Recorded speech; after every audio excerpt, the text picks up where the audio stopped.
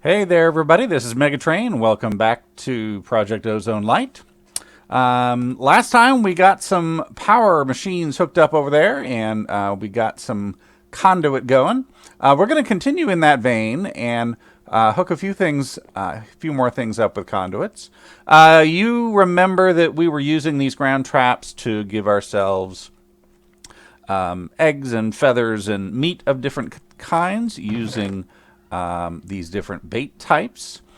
There is some ability to use conduits to interact with these, but it doesn't work completely. So, for example, if I try to extract out of this chest with all my bait types, and I try to insert into that, it doesn't do a thing.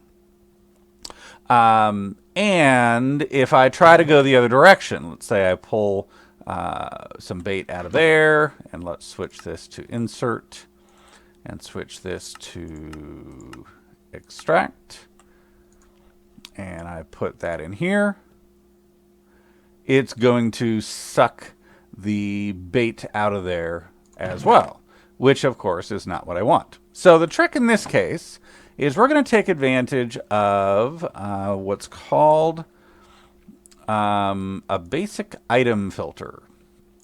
So we're going to make a few of these, and basically this allows us to choose what kinds of things can be inserted or removed with a conduit.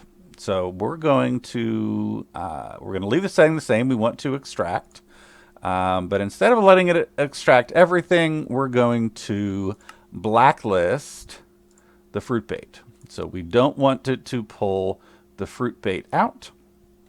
I'm going to go ahead and apply the other ones as well, just in case I accidentally put the wrong one or put a different flavor in there next time, just so I don't have to worry about which one is which.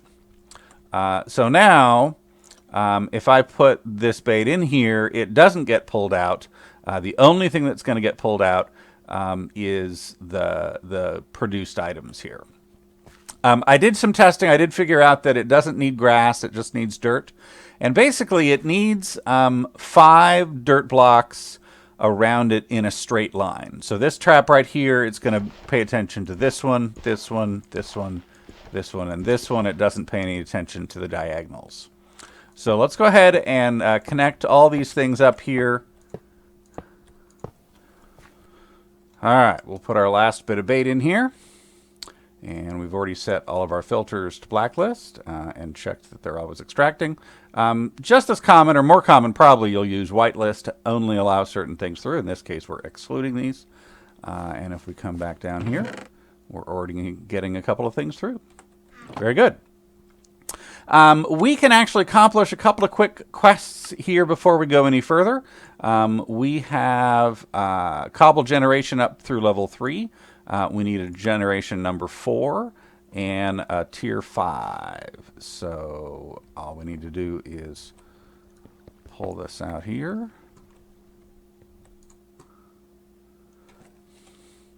And wrap it with blaze rods. If you remember, we made those blaze rods using our compressor and our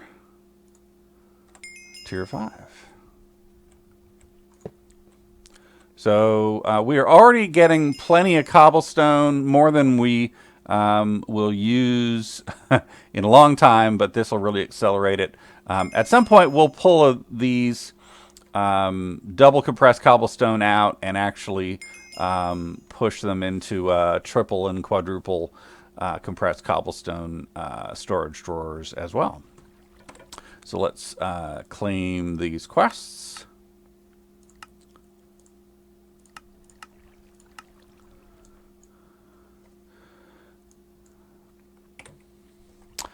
There are a couple of additional things I'd like to do with our item conduits, or different kinds of conduits. One thing I did want to mention, though, my Stirling generators are being annoyingly loud.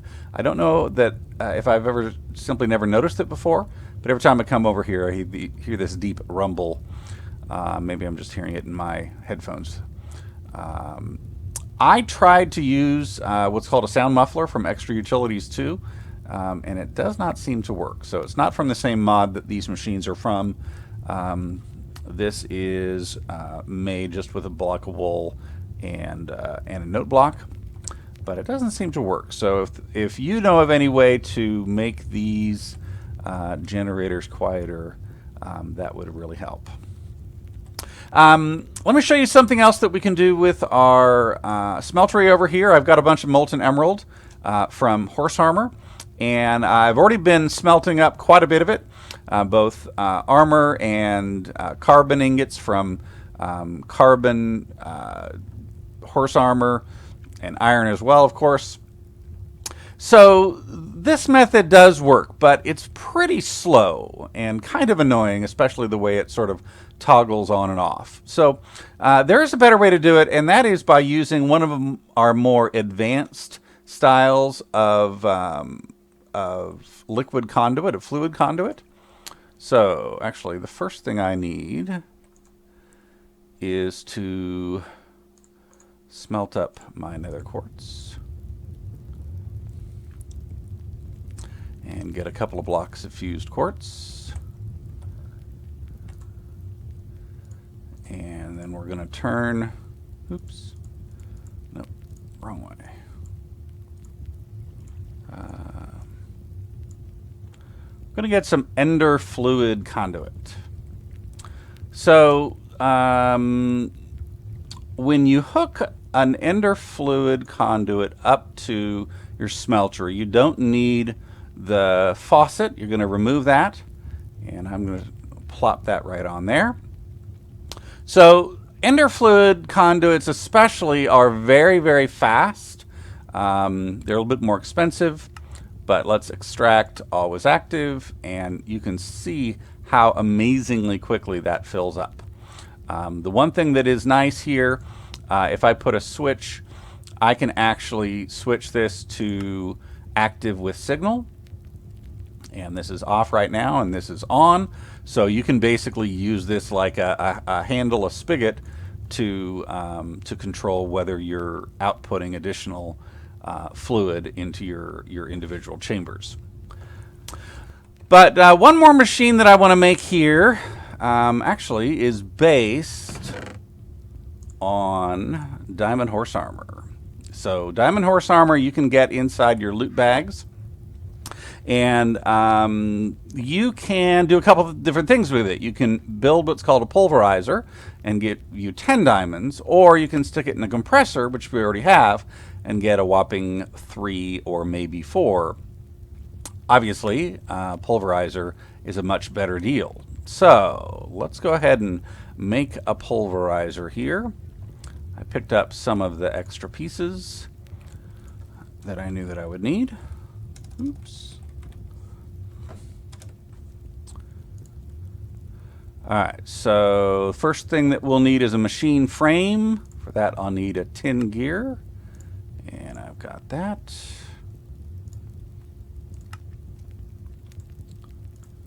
We'll need a couple of copper gears and a reception coil, which is just redstone and gold. And finally, there is our pulverizer. So we're going to set this. How do we want to do this? Yeah, we'll put it there on the bottom. We are going to need to power it. Let me keep one of these by the side. And let me grab some of my energy conduit here. There it is.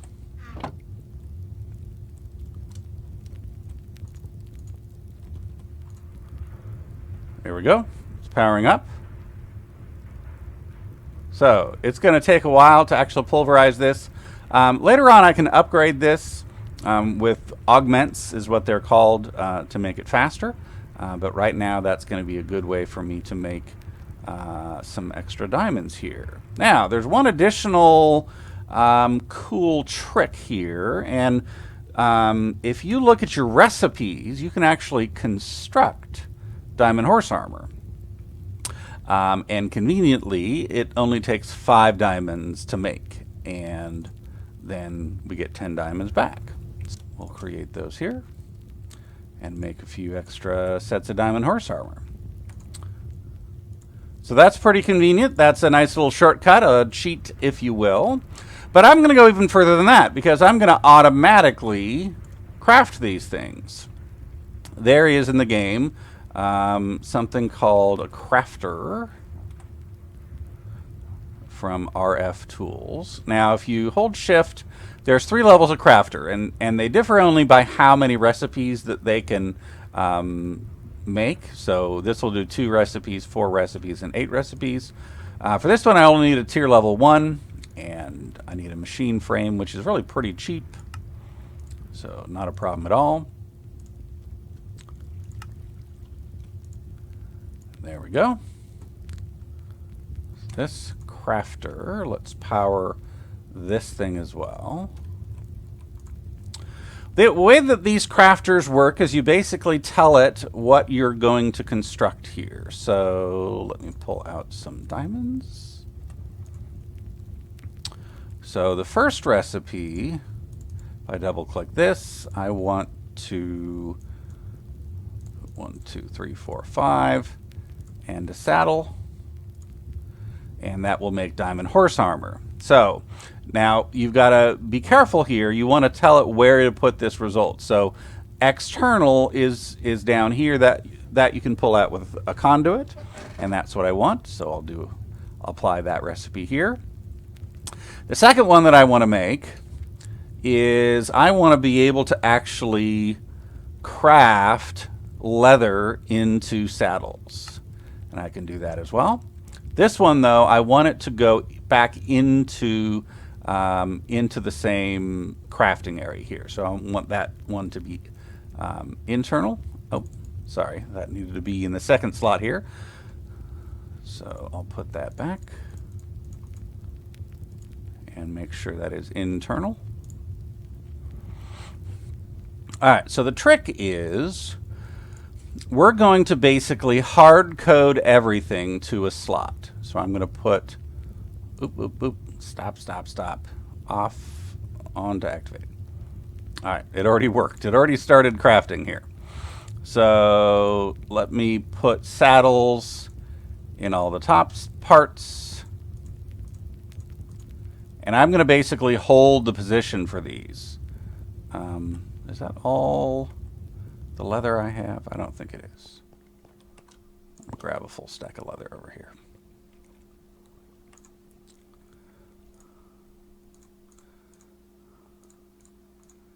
There we go. I'm just doing this to make sure that if I pipe any items into here with a conduit, that the only things that can go in here are diamonds, saddles, and leather.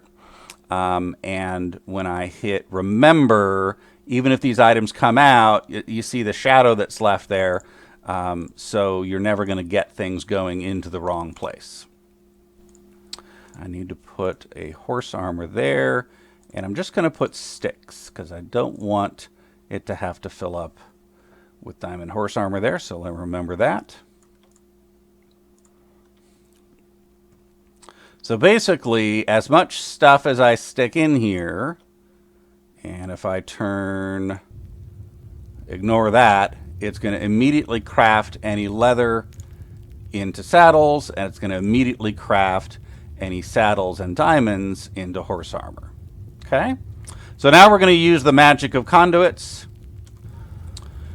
Okay, I sort of got it working. So as you can see, I've got some diamond horse armor that are popping in and out of here. The trick was basically this particular machine, you've got to configure the sides. So you've got to tell the left-hand side that you want it to work with the insert and the removal. Actually, that ought to be blue, I think is what I want.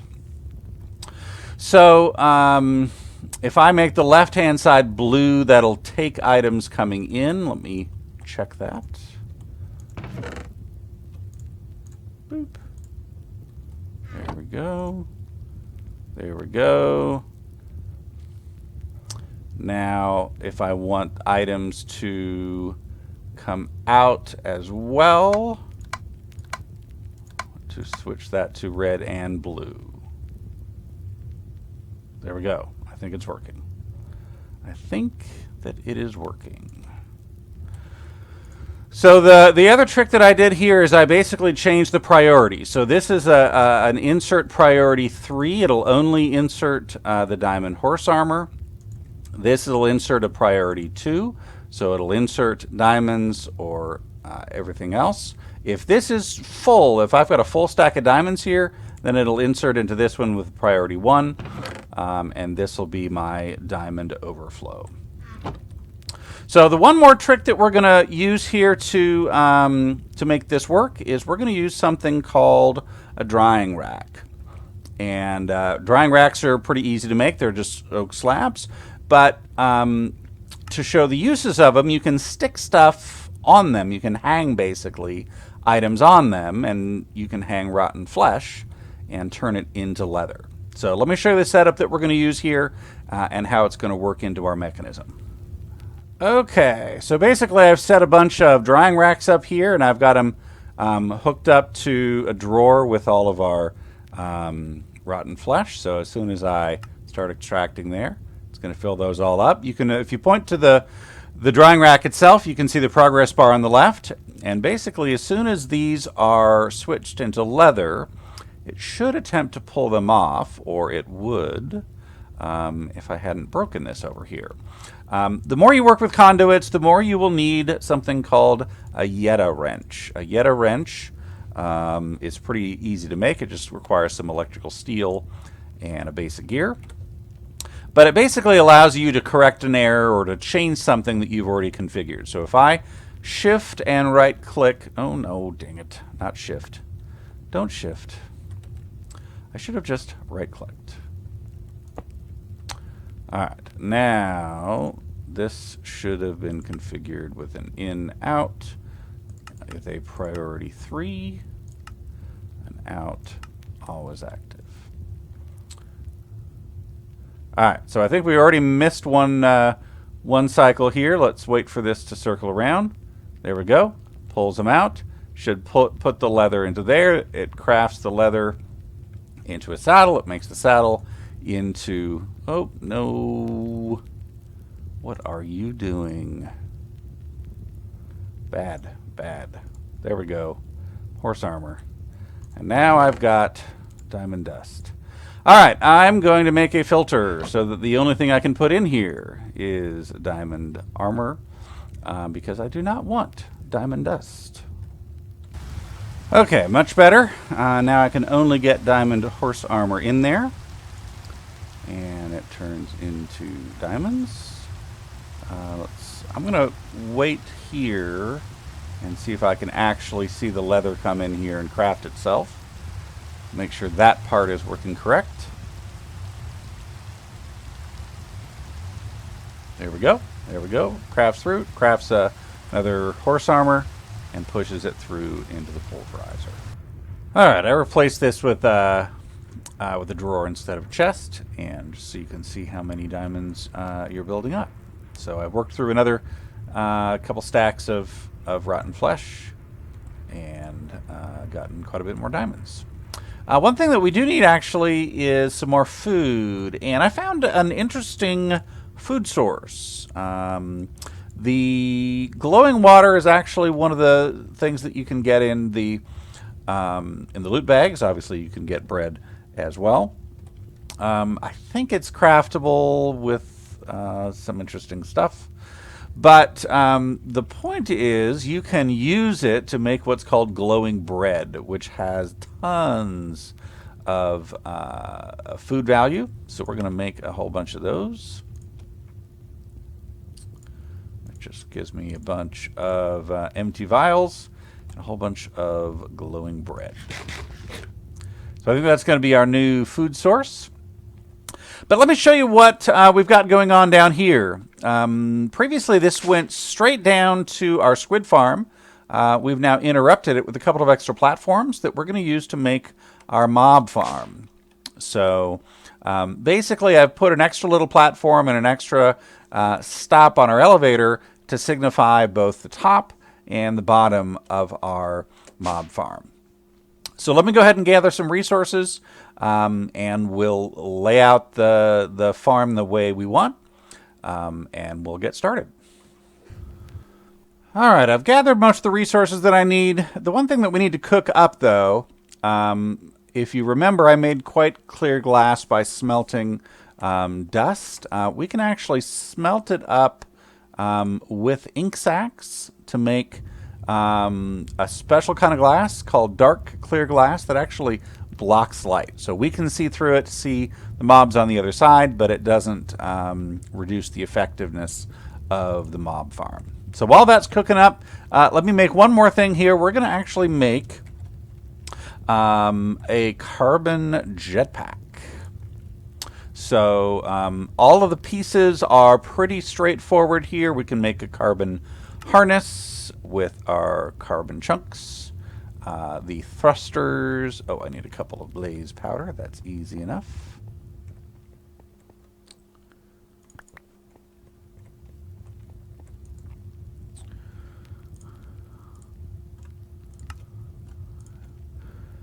Get 2 of those, and we can put it all together.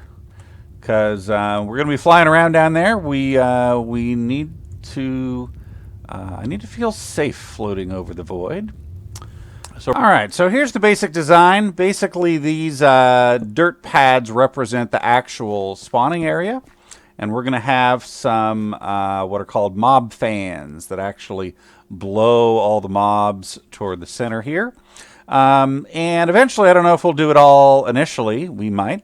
We've got plenty of resources. We'll have 4 of these little arms going down to the same 5x5 drop area. So I'd fly down and show you, but I am out of power. So I'm going to go back up and refill my carbon jetpack. The other thing I'm going to do, I don't think I have enough resources to make an emerald battery yet, but I'm going to make at least a couple of basic batteries that are going to help me make sure I've got a full charge. Okay, so the idea behind the battery is if you shift right-click it, it'll start glowing, and it'll start basically charging anything on your person. So this will actually stay almost all the way full, and this will start draining down. So you've still got to keep an eye on them and watch out, but that is that's going to help. So let me finish building these out, and then we'll install the fans and make this a working farm.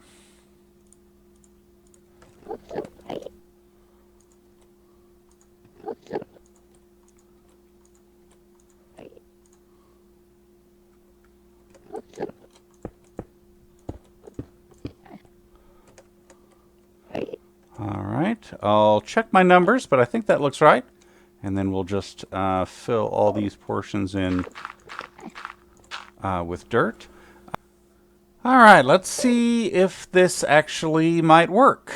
So the idea here is that we can make fans. And these mob fans. Oops. We do not have all the items. Let's make the items. 1, 2. That should be enough. These mob fans are basically going to blow the mobs toward the middle where they'll fall down.